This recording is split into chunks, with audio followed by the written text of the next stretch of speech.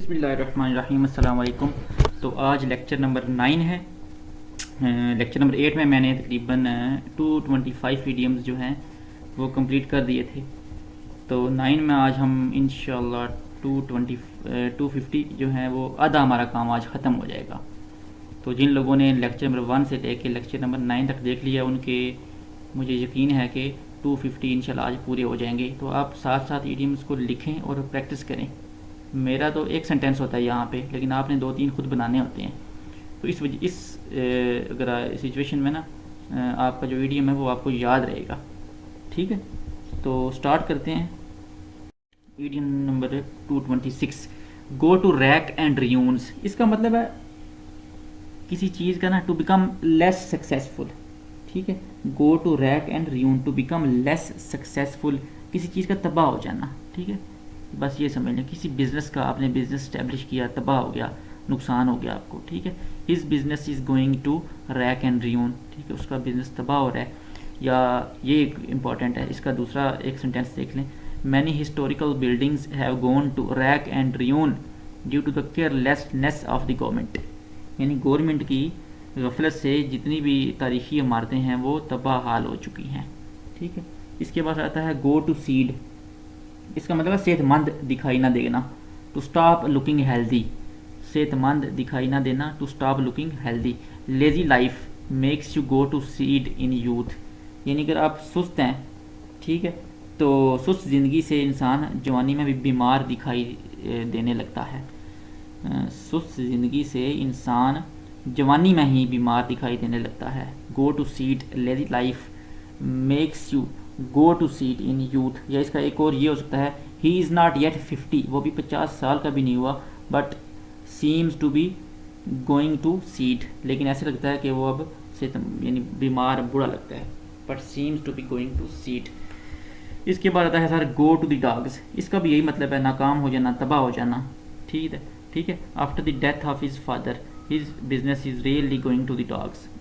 ठीक है, कुत्तों के साथ जाना। ये नहीं होगा, ये ईडियम है ना, मुहावरे हो जाते हैं ना। हर दफ़ा ये चांस नहीं होता कि आपका जो ईडियम है उसका मीनिंग भी जो टेक्स्ट वाला सेम हो, इस तरह नहीं होता। ठीक है, इसीलिए तो उनको मुहावरे कहते हैं।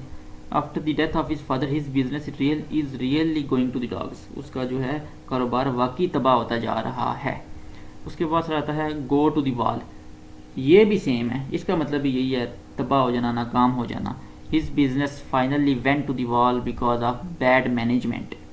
ठीक है, बद इंतज़ामी के सबब आखिरकार उसका कारोबार ठप हो गया, तबाह हो गया। आप इसको दोबारा एक 50 सेकंड देके दोबारा फिर देखें, ये सारे सेम हैं। गो टू रैक एंड रियून्स, ठीक है, तबाह हाल हो जाना, या टू बिकम लेस सक्सेसफुल, या गो टू सीड, सेहतमंद दिखाई ना देना। गो टू द डॉग्स, ये भी तबाह हो जाना। गो टू द वॉल, ठीक है, तबाह हो जाना। ठीक है, कैरी समथिंग टू फार। इसका मतलब बात को बहुत ज़्यादा बढ़ा चढ़ा के बयान करना, या बात का बतंगड़ बना देना, या बात को बहुत ज़्यादा बढ़ा देना। यानी एक बंदे ने आपसे मजाक किया है और आपने उसको सीरियस लेके 3-4 थप्पड़ सीध कर दिए हैं, तो ये हो जाएगा कैरी समथिंग टू फार, यानी बात को आपने बहुत ज़्यादा बढ़ा दिया है। तो आप सेंटेंस देखें, it was just a joke why you are carrying it too far. ये तो यार एक मजाक था, तुम क्यों इसे इतना बढ़ा रहे हो, क्यों इतना मीटर हो रहे हैं। ठीक है, it was just a joke why you are carrying it too far. ठीक है, गो अप इन स्मोक। इसका भी मतलब यही है, खाक हो जाना, तबाह हो जाना, बी डिस्ट्रॉयड। या आपने तबाह हो जाने वाले जितने भी इडियम्स हैं ना, इनको आपने इकट्ठा लिखना है। ठीक है, go up in smoke. His dream of going abroad, उसका जो ख्वाब था बाहर जाने का, ठीक है, बाहर शहर जाएगा, मुझे कुटेगा। Went up in smoke for want of money, पैसा नहीं था तो फिर उसका प्लान ख़त्म हो गया, तबाह हो गया।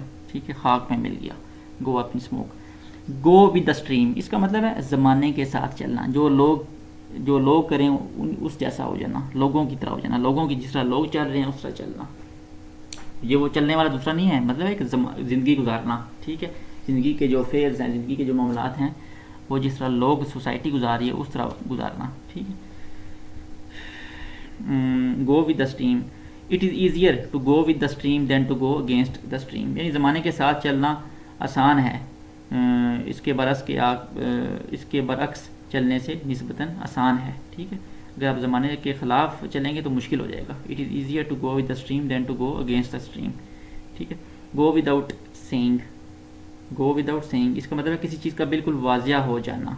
Use to mean that something is obvious, ठीक है। इट गोज़ विदाउट सेइंग ये बात तो बिल्कुल वाजिया है। That you will be paid for the extra hours you work, कि जितना तुम फालतू काम टाइम लगाओगे आपको पैसे मिलेंगे। गो विदाउट सेइंग इसका मतलब है ये बात तो बिल्कुल साफ है, बिल्कुल वाजिया है, ठीक है। गोल्डन एज आता है नेक्स्ट, इसके बाद गोल्डन एज का मतलब शानदार ज़माना, सुनहरी दौर, ठीक है। The Muslims remember the golden age of their forefathers, the Muslim should remember कह लें आप, remember the golden age of their forefathers. Golden opportunity सुनहरी मौका, जैसा सुनहरी दौर था गोल्डन एज, अब एक सुनहरी मौका भी हो गया गोल्डन अपॉर्चुनिटी।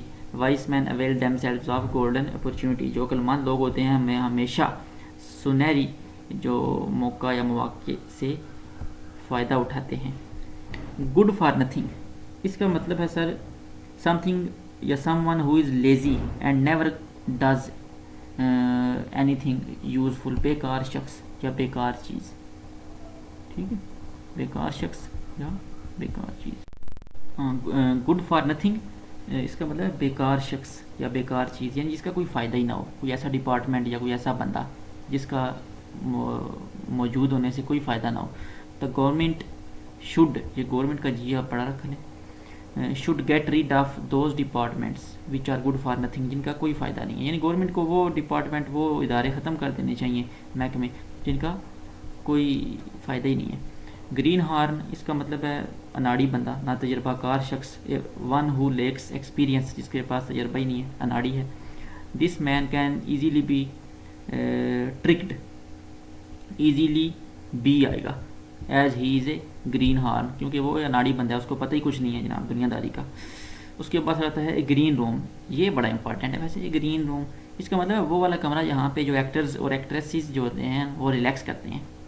अब आपको भी पता है, मुझे भी पता है कि रिलैक्स क्या होता है, ठीक है सर, ज़्यादा डिटेल में जाने की ज़रूरत नहीं है। A room where actors relax, there is no green room in this studio, मतलब है ये वाला स्टूडियो ये कुछ बेहतर है, अच्छा है, जिसमें ग्रीन रूम रही नहीं है। There is no green room in this studio. इसके पास आता है be on one's own ground, ठीक है।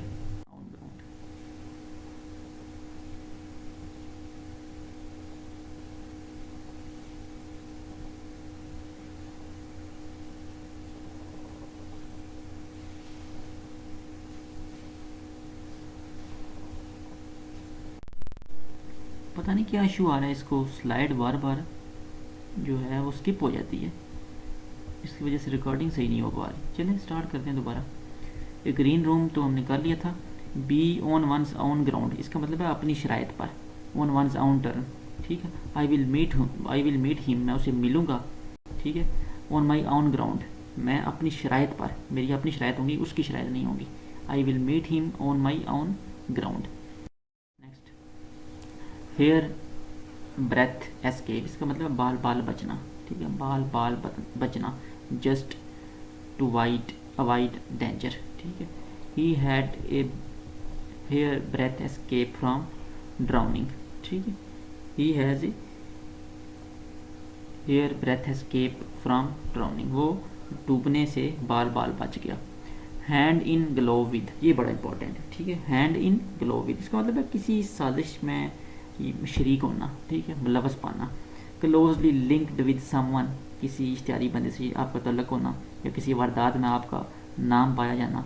Specially in a bad or illegal activity, किसी बुरी या इलीगल एक्टिविटी में आपका मुलव्वस होना। Hand in glove with, they suspect that some of the policeman or hand in glove with the robbers, simple सी बात समझ आ गई। बी एट हैंड इसका मतलब है करीब होना, क्लोज होना, सर पर होना, ठीक है। I am working hard as examination is at hand, मैं मेहनत कर रहा हूँ क्योंकि मेरा जो इम्तहान है, एग्जामिनेशन है, वो सर पर है, बहुत करीब है। हंग नहीं सर, यहाँ पे हंग नहीं होगा, हैंग इन द बैलेंस होगा, ठीक है। ये HUNG को आप कर लें HANG, hang in the balance इसका मतलब है गैर यकीनी सूरत हाल में होना। Be in A uncertain situation, ठीक है, यानी फंस जाना, क्या कहते हैं ना फैसला होना, ना इसका अख्तिताम होना, ठीक है।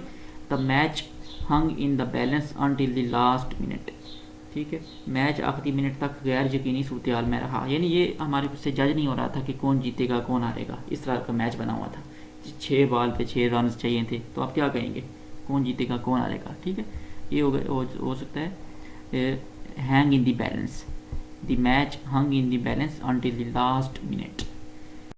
नेक्स्ट हार्ड एंड फास्ट, ये तो आपको पता है, यानी fixed and not able to be changed. सीधी सीधी बात, fixed and not able to be changed, कोई ऐसा मयार होना जो आपका फिक्स हो, कोई बड़ा उसमें कोई लचक ना हो। We will have to follow the hard and fast rules of this officer, हमें इस ऑफिसर के जो हार्ड एंड फास्ट रूल हैं, जो फिक्स्ड कवानीन हैं, जो वो उनको फॉलो करना पड़ेगा। ये बड़ा इंपॉर्टेंट है सर, ये वाला हार्ड या टफ नट। हार्ड भी लगा सकते हैं या टफ, ये बाद में डिस्कस करेंगे कि हार्ड कहाँ पे लगाना है, टफ कहाँ पे लगाना है, लेकिन आप इसको एज ए जनरल अभी देखें, हार्ड और टफ नट टू क्रैक। इसका मतलब है कोई ऐसा काम जो बहुत ज़्यादा मुश्किल हो, मुश्किल मसला या मुश्किल सूरत हाल, टू ए डिफ़िकल्ट प्रॉब्लम और situation, to win the match, match को जीतना या जीतने के लिए, will be a tough nut to crack, यानी दौड़ जीतना एक मुश्किल काम होगा, ठीक है। ए हार्ड और इसी तरह ये जहाँ पे मैंने लगाई है स्लैश, ए हार्ड और बिटर पिल टू स्वेलो, यानी बिटर पिल टू स्वेलो, इसका मतलब है बिटर कोड़ी कड़वी गोली आपको निगलना खाना, यानी कड़वी गोली का खाना। क्या आप समझते हैं क्या होगा इसका ये होगा कि something very unpleasant that you have to accept, कोई ऐसी नाखुशगवार चीज़ जो आपको कबूल करना पड़ जाए, कबूल करना पड़े नहीं, कबूल करना पड़ जाए, ठीक है। ये हार्ड पिल टू स्वेलो, यानी फॉर एग्जांपल आप फेल हो गए हैं तो आप इतने परेशान हैं, तो क्या मतलब आप फेल हो, आप फेल होने धोने से आप पास हो जाएंगे, ठीक है। ये हो जाएगा hard pill to swallow. His failure was a bitter pill to swallow, उसकी नाकामी एक कड़वी गोली निगलने के मुतरादफ है। His failure was a bitter pill to swallow, यानी ऐसी चीज़ नाखुशगवार जो आपको कबूल करनी पड़ जाए, ठीक है। बी हार्ड अप, इसका मतलब है तंगी में होना, नॉट हैविंग इनफ मनी, गरीब गुरबत तंगी में होना, ठीक है, not having enough money. He is too hard up to enjoy, वो इतना गरीब है, इतना उसका तंग है, to enjoy even a single meal a day, कि वो एक वक्त की रोटी भी नहीं खा सकता, ठीक है। नेक्स्ट हार्प ऑन समथिंग, ये सेकंड लास्ट है, ठीक है सर, आराम से इसको करते हैं। हार्प ऑन समथिंग, इसका मतलब है एक ही बात पे जनाब ना बार बार बातें करना, ठीक है, एक ही राग अपनाना। To talk too much about something, किसी एक ही कॉन्सेप्ट पे जनाब बंदा हर वक्त ना कहाँ, जिसको कहते हैं कहाँ खदे होने। कोई बंदा क्रिकेट देखता है जनाब, हर बंदे जिधर जाएगा वो क्रिकेट की बातें करेगा, यानी माइंड को थोड़ा सा बंदा डाइवर्स रखे, कभी पॉलिटिक्स की बात कर ले, कभी इकोनॉमिक्स की कर ले, कभी सर साइंस पे बात कर ले, कभी सियासत पे बात कर ले, कभी खेल पे बात कर ले, लेकिन ये बंदा जो है वो हर वक्त एक ही बात पे किली दबी रखेगा। तो ये होगा हार्प ऑन समथिंग, इसका मतलब है to talk too much about something. अब सेंटेंस देखें, माई ग्रैंड फादर, मेरे दादा साहब, harps on about the war all the time, यानी दादा साहब को मतलब है फौजी रहे होंगे इसलिए वो जनाब ना जब रिटायर हो जाते हैं तो फिर अपने ना जो जंगी माज होते हैं ना वो सुनाते हैं, ठीक है। माई grandfather harps on about the war all the time, मेरे दादा जान हर वक्त जंग के बारे में जनाब बातें करते रहते हैं, ठीक है सर। इसके बाद इसी से ही मिलता जुलता है एक, have a bee in your bonnet, have a bee in your bonnet, इसका मतलब है टू थिंक, सोचना, वो तो है ना बातें करना, इसका मतलब यहाँ पे होगा to think or talk about something all the time, हर वक्त एक ही बात कहना या सोचना, यानी इसी से ही मिलता जुलता है, ठीक है, हर वक्त एक ही बात कहना या सोचना। Naseem has got a bee in his bonnet about saving money, यानी नसीम साहब ने जनाब ना दिमाग भी एक ही गल सवार है कि जनाब पैसा बचाना है, पैसा बचाना है, पैसा बचाना है। नसीम के दिमाग पर दौलत बचाने का भूत, ठीक है, सवार हो गया है। फिर देखें इसको, harp on something, my grandfather harps on about the war, यानी समथिंग की जगह आप लगाएंगे वार, ठीक है, ऑल द टाइम, हर वक्त जनाब जंग की बातें करते रहते हैं। Have a bee in your bonnet, इसका मतलब है किसी चीज़ का भूत सवार हो जाना, यानी एक ही राग अप्लाई रखना, ये भी सेम ही है।